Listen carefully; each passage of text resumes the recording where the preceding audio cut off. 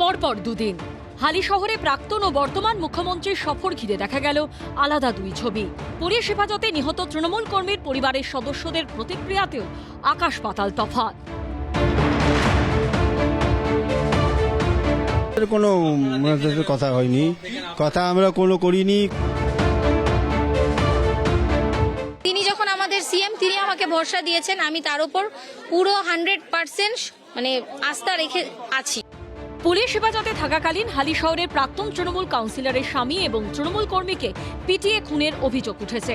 রবিবার নিহতের বাড়িতে যান মমতা বন্দ্যোপাধ্যায়, তবে তার সঙ্গে দেখা করেননি নিহতের স্ত্রী, যিনি তৃণমূলেরই প্রাক্তন কাউন্সিলর। বাড়ির বাইরেই দাঁড়িয়ে থাকতে দেখা যায় মমতা বন্দ্যোপাধ্যায়কে। আমি তো তোর পরিবার দাদার সাথে কথা বলে গেলাম, আমরা কেস করব। উনি নিজের মতো নিজে বললেন, আমরা কিছু বলিনি। 24 ঘন্টা পর সোমবার নিহত তৃণমূল কর্মীর বাড়িতে যান মুখ্যমন্ত্রী শুভেন্দু অধিকারী। ঘরে বসে নিহতের স্ত্রী সহ পরিবারের সদস্যদের সঙ্গে কথা বলেন তিনি। গতকাল প্রাক্তন মুখ্যমন্ত্রী এসেছিলেন, সেখানেও ওনারা বাড়ির লোকেরা দেখা তো করেনি। ওনার দাদা শুধু বলেছিলেন যে আমি বিচার চাই। উনি যেহেতু আমাদের সিএম, উনি আমাকে আশ্বাস দিয়েছেন যে উনি আমার বাচ্চাদের ভবিষ্যৎ এবং আমাকে সেই রাস্তা উনি করে দেবেন। উনি আমাকে দিলে আমি মাথা পেতে নেব।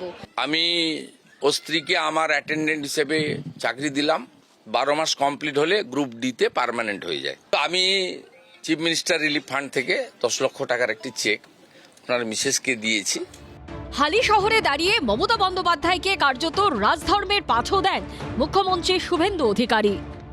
প্রয়াত বুদ্ধবাবু এবং প্রাক্তন মুখ্যমন্ত্রী মমতা ব্যানার্জির সময়ে একটা উদাহরণ দেখাতে পারবেন না যে রাজ্য সরকারের প্রশাসনিক প্রধান মুখ্যমন্ত্রী, তিনি রাজ্য মন্ত্রিসভার সদস্য ডিজিপি তাকে সাথে নিয়ে